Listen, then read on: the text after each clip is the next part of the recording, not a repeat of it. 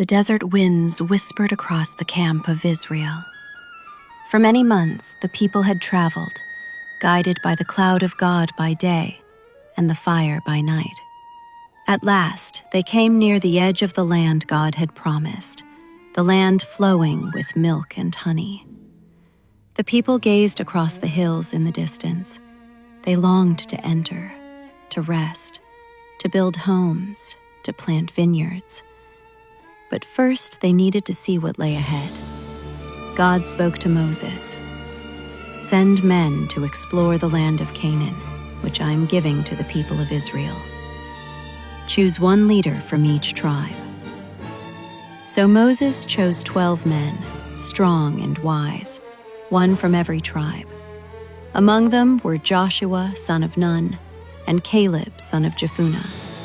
Moses gathered the 12 and said, "Go up into the land. See what it is like. Are the people strong or weak? Are there few or many? What is the land like? Is it good or bad? Bring back some fruit of the land." The 12 spies set out.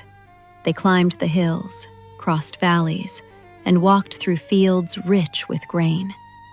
They saw cities with tall walls and people who seemed strong and mighty. For 40 days they explored the land.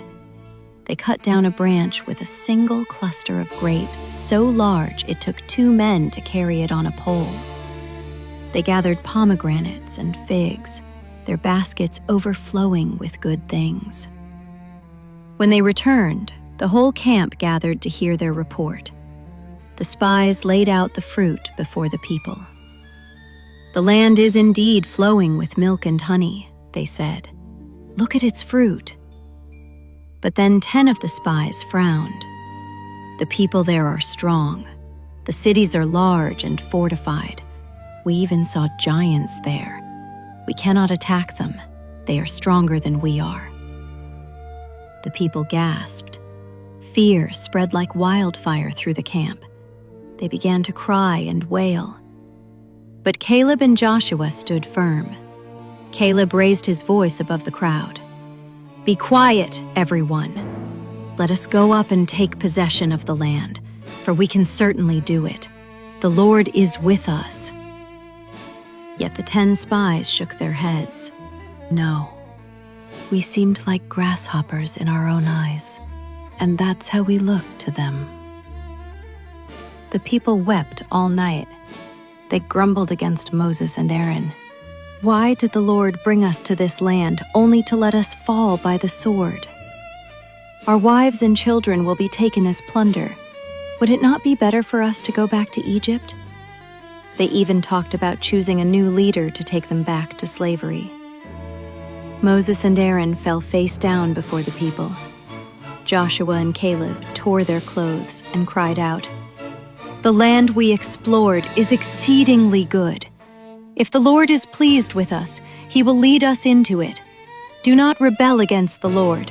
Do not be afraid of the people of the land. The Lord is with us." But the people would not listen. They picked up stones to kill them. Then the glory of the Lord appeared at the tent of meeting, and God's voice thundered, "How long will these people treat me with contempt? How long will they refuse to believe in me, despite all the signs I have performed among them?" God's anger burned. He spoke of destroying the people and raising a new nation from Moses. But Moses pleaded once again, "O Lord, forgive the sin of these people, just as you have forgiven them from the time they left Egypt until now.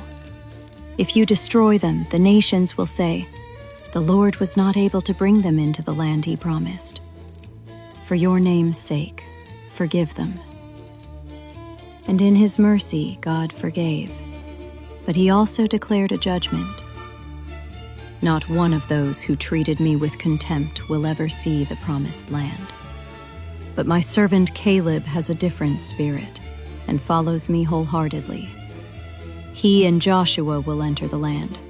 The rest will wander in the wilderness for 40 years, 1 year for each day the spies explored the land, until this generation is gone." When the people heard this, they mourned. Some tried to rush into the land anyway, but without God's blessing, they were defeated. So the Israelites turned back into the wilderness. Day after day, year after year, they wandered, always guided by the cloud and fire, but never entering the land. Children grew into adults. Parents grew old and died.